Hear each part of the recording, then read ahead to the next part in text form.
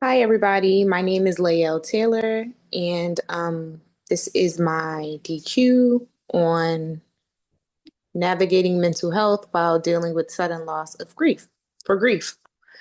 Um, the specific purpose of my speech is to inform the audience of ways to handle your mental health after a sudden loss while battling grief. Grief is personal, yet an emotional experience that we all navigate through differently. Um, And this particular paper is to show people that there are ways to handle your mental health while navigating sudden loss. When I was 21, I had lost my dad suddenly to cardiac arrest. And it happened very quickly. There was no recovery. And being his only child, this took a toll on me. Um, I can still recall the day as if it had just occurred yesterday. And to make matters even worse, he had passed away 2 weeks after my birthday within the same month. And as an only child, not to sound, selfish, but it's kind of weird when you celebrate the new year and then you celebrate your birthday. And then 2 weeks after that, you celebrate your dad's death date. It's very eerie feeling. And yeah, I wouldn't wish that on anyone. But again, I did turn 21. People could say that you're an adult at 21, but I disagree. I felt like a kid, still kind of do, very childlike. But this experience overall was very odd to me because this was the first person that had ever passed away that was like super close to me. So I had went through a multitude of different reactions and feelings, which I later found out was depression obviously because someone so close to me had passed away. I think that as an only child experiencing this, I had to figure out ways to navigate and get the assistance that I needed to maintain the left of the remaining parts of me that I had while still navigating through grief, planning funerals and estates counseling. It's kind of difficult. But again, everyone states that 21 is an adult, which I disagree. But I feel like in those moments, I was forced to become an adult. This all affected my day-to-day life. I couldn't sleep. I had little to no motivations. And sometimes I just flat out couldn't leave the house, all of which were signs of a struggling mental health. I was battling depression and I didn't know what it was because this was my first time experiencing anything like this.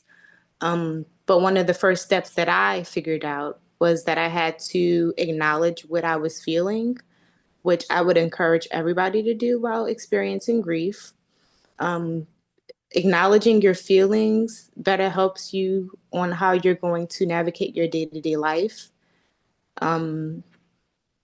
And it places some perspective on how you will move forward because everybody has to move forward. And I feel like there is no handbook on handling grief or your mental illness after your mental health afterward. You kind of just have to go slow and steady and pick up the pieces. All of the emotions or grief are not something that's in a handbook. We all navigate different emotions, and different emotions do surface, and they look differently on all of us. Sometimes you may be sad, sometimes you can be rageful. Again, all of our emotions are different. Seeking the support that you need is instrumental while navigating loss. Sometimes you may just need someone to listen to you as you speak. Sometimes you just may not want to speak. You may just need another party that just physically be there.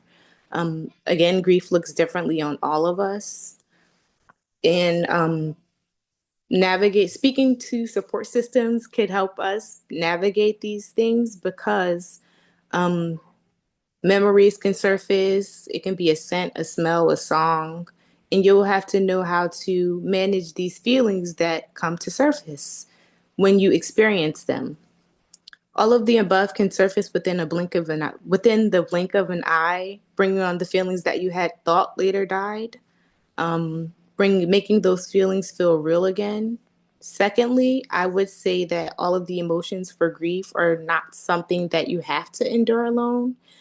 it's not something that you should just push everybody away from and feel like you have to no outlet. You should seek an outlet, especially people that you trust. And if you don't trust the people around you, then you should seek therapy because they are trained specialists who can help you. And they also have the tools to provide helpfulness to you. And thirdly, I would say that you should give yourself grace because these emotions are valid and your memories will always be there to remind you of the great times you had with the person that you did lose. Those great times are reflections of which you had thought, of which you of which was had, although the loss is gone. And then I would say fourth would be to do not get stuck in your grief. Getting stuck in your grief can be detrimental to your future. And I would encourage you to make small strides that you need because they are important. Getting stuck can prohibit the future movements that you're trying to get going, as well as remembering that being stuck in one situation due to your grief can significantly change your circumstances. And it should be reminded to you that being stuck will not bring the person that's passed away back. Lastly, I would say that just because someone does pass away does not mean that they cannot live in your heart forever. All of the emotions look differently on all of us. So that is why I do encourage you to seek help while you are dealing with loss.